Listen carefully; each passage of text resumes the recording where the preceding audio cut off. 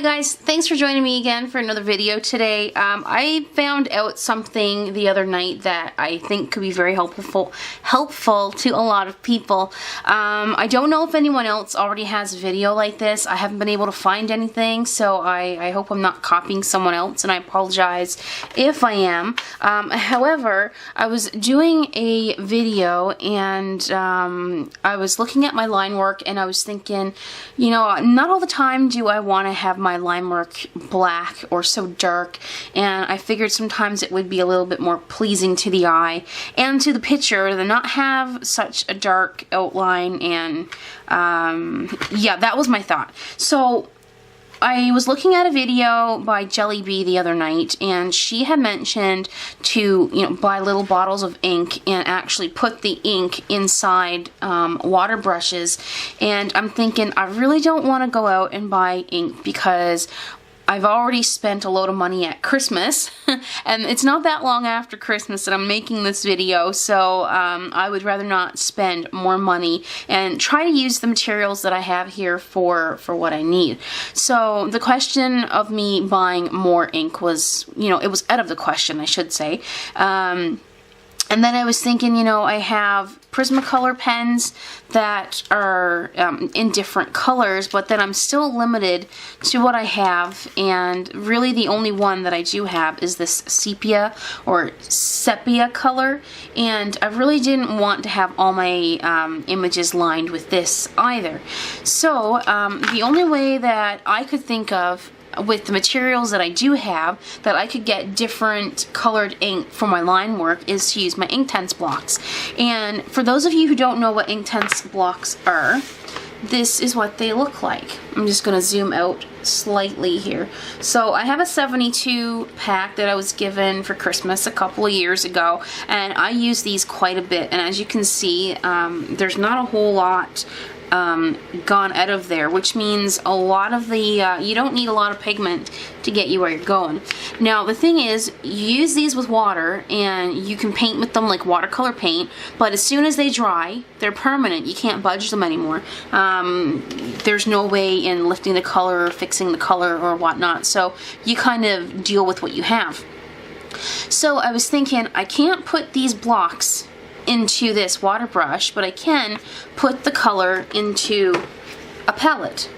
And I have 72 different colors that I can work with, and if I want to mix the colors with other colors, then I have even more to work with. So my thought was, why don't I give this a try, see how it works with the watercolors, and see how it works with my Copics, and go from there. So I have done this already, and I found that it works really, really great. The watercolor does not reactivate the Inktense. The Inktense doesn't mess with the Copics, and all three can work very well together.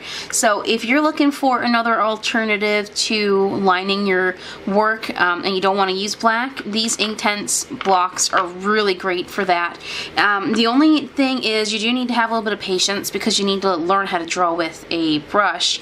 And I do have this Pentel pocket brush pen here, and I'm finding it very hard to learn how to use this thing, so my skills are very limited to what I can do, but I am learning. So I just wanted to show you here how well these hold up to watercolor and the Copics. So I'm just going to draw a couple shapes. This video there's no fancy artwork in this video. I'm just drawing some simple shapes here, so you can see how the Inktense react to the watercolors and to the Copics. So I'm just going to put one square for the watercolors, one square for the Copics, and then I'm going to go in and put in one more square so I can show you that even the other Inktense blocks doesn't reactivate this one. So we're going to go watercolor, Copic, and this one is going to be the Inktense. So you do have to get comfortable with drawing with a brush tip, but the good thing is, you can, with this brush, you can either get a light line or you can get a really thick line. So that's one good thing with using these brushes. Again, I'm still practicing. I'm still trying to get all this down.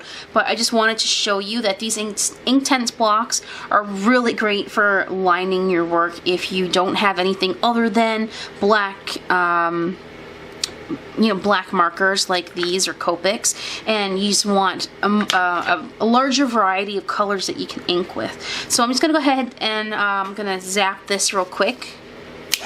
Okay, so the only way that they don't reactivate is when they're completely dry, so you have to keep that in mind. So I just used my heat gun there and gave that a quick zap. So I'm going to show you the watercolor first. So I'm just going to zoom this in just a little bit more. So the paint set that I have for the watercolors is the Koi watercolor set. Now I'm just going to grab some of the green that I already have on my palette here. This is what I'm using. So I'm just using the green. And let's see here. I'm just going to color the inside of the line first to show you that, the ink is not coming outside of the line there. And then I'm going to finish coloring over the edge to show you that the watercolor does not reactivate that Inktense color that's already on there. So it doesn't bleed. Okay, so that's that one.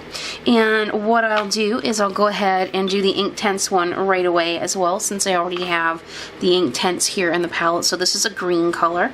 Now with these, if you want to know what they look like on paper, you can always do a color swatch like so. This is one that I did a while ago with all 72 colors, and it really helps decide what color you want to use and what's best for what.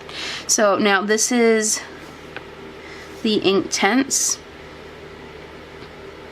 and depending on the Inktense, the more ink you use, the darker the line is, or the color is, obviously. So it doesn't reactivate on the inside, and then when you color over them, it also doesn't reactivate that blue square either. So that's the Inktense with Inktense with the watercolor. And now I'm going to show you the Inktense with the Copic. And I'm just going to grab a lighter color. So we're going to go with a YG. So that's what color it is. And I'm just going to color in the lines here. And as you can see, it doesn't reactivate. Now this is not good paper for Copics. And as you can see here, it doesn't reactivate with the Copics either. So I just wanted to let you guys know that if you're in a bind and you need something other than black to outline your artwork, as I mentioned at the beginning of the video, I'm just going to zoom out here real quick,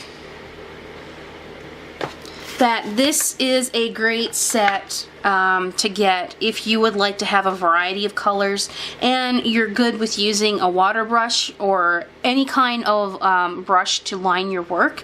This is a really great investment, I think, in my opinion. Not sponsored anyway, this is all my own opinion. But I really do enjoy the Inktense blocks. I use them quite a bit for a lot of different things.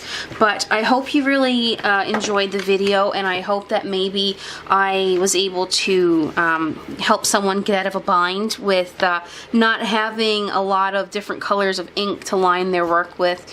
And I hope you find it useful. I hope you're able to get some use out of the information.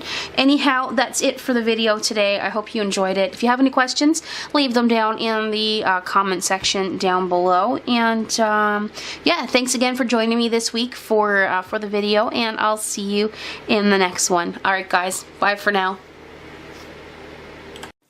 Thank you guys so much for watching my video today. If you liked it, don't forget to give me a thumbs up, comment down below, share with your friends, and don't forget to subscribe if you haven't done so already to make sure you see my future videos. Until next time, thanks again for watching, and I'll see you in the next video.